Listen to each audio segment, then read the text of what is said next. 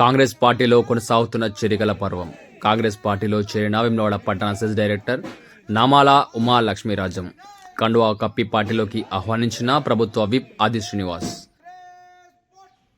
రాజన్న సిరిసిల్ల జిల్లా వేములవాడ నియోజకవర్గంలో కాంగ్రెస్ పార్టీలో చేరికల జోరు కొనసాగుతుంది. సోమవారం వేములవాడ మాజీ మున్సిపల్ చైర్పర్సన్, వేములవాడ పట్టణ సెస్ డైరెక్టర్ నామాల ఉమా లక్ష్మీరాజం దంపతులు కాంగ్రెస్ పార్టీలో చేరారు. ప్రభుత్వ విప్ వేములవాడ ఎమ్మెల్యే ఆది శ్రీనివాస్ వారికి కండువా కప్పి పార్టీలోకి ఆహ్వానించారు.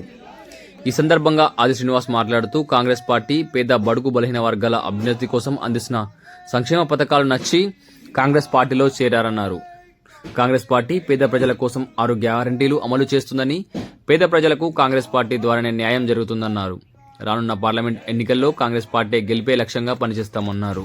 నామాల ఉమా లక్ష్మీరాజన్ గారు ప్రస్తుతం వేములవాడ పట్టణ సెస్ డైరెక్టర్గా కొనసాగుతూ ప్రజాసేవలో ముందుకు పోతున్నటువంటి వీరిద్దరూ కూడా ఈరోజు కాంగ్రెస్ పార్టీ చేస్తున్నటువంటి సంక్షేమ కార్యక్రమాలు, ప్రజలకు అందుతున్నటువంటి అభివృద్ధి కార్యక్రమాలు, రాబో రోజుల్లో మేము కూడా ప్రజాసేవలో ముందుకు పోవాలనుకుంటే, ప్రజాసేవలో మరింత ప్రజలకు మేలైన సేవలు చేయాలంటే అది కాంగ్రెస్ పార్టీ వేదికనే సరైందని చెప్పని గుర్తించి ఈరోజు వాళ్ళు కాంగ్రెస్ పార్టీలోకి రావడాన్ని మేము ఆహ్వానిస్తున్నాం.